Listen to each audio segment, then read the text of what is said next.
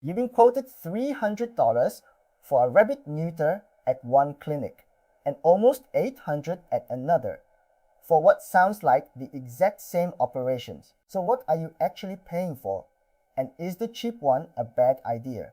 Let's break down what spaying and neutering a rabbit really costs in Singapore. I'm a rabbit owner, not a vet, and I'm not telling you which clinic to use or whether your rabbit should have the op. That's a conversation with a rabbit-savvy vet. What I can do is explain the price tag so the numbers stop being a mystery. Here's the plan. Why spaying costs more than neutering. The real range you'll see across Singapore clinics. What makes one quote double another, and how to get a number you can actually budget for. First, the two words, because they're priced very differently. Neutering is the male op, removing the testicles, and is the simpler, cheaper surgery. Spaying is the female op, and is abdominal surgery, so it takes longer, it's more involved, and it costs more. That's why a female quote can be nearly double a male one. And you'll notice spaying gets recommended a lot for female rabbits, beyond just stopping litters. There are health reasons behind that which your vet will explain properly for your own rabbit. I'm not here to push the surgery or quote risk numbers, only to say that's why the female op is treated as important, not optional cosmetic stuff. So the numbers. Across Singapore, a male neuter commonly runs around $250 to $450, and a female spay more like $400 to $800. I'm giving you ranges on purpose, because the exact figure swings with the clinic, and the only honest price is the one a clinic gives you for your rabbit. For the actual vet-by-vet breakdown, the page linked below keeps a current comparison. Now, why the spread is so wide for the same operations? A few things move the price, and once you know them, a high quote stops looking like a rip-off, and a low one stops looking like a bargain. The biggest single factor is who's doing it.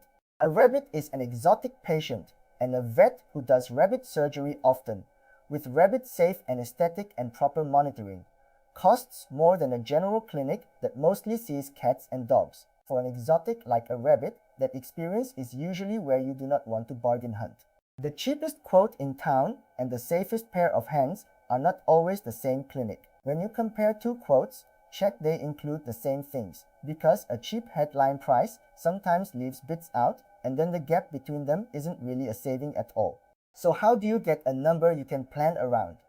Ring 2 or 3 rabbit-savvy clinics. Ask for the all-in price, including the post-op check and pain relief, and ask whether they do rabbit surgery regularly. Then you're comparing like for like instead of headline against headline. And one budgeting thing people forget.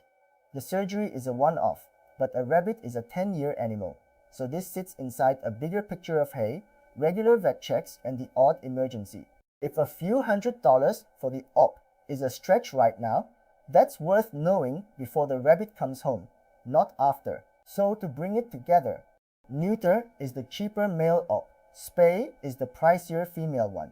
Expect a wide range, and the price mostly reflects who is holding the scalpel and what is included. Get 2 or 3 all-in quotes from rabbit-savvy clinics and compare them properly. If this helped, the website is singaporerabbit.com.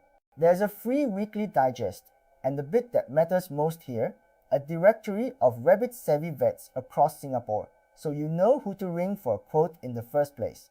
Next, I'll get into whether rabbits actually need probiotics, because there's a lot of money spent on tubs that may not do much. Subscribe so you catch it, and give your bun an ear rub from me.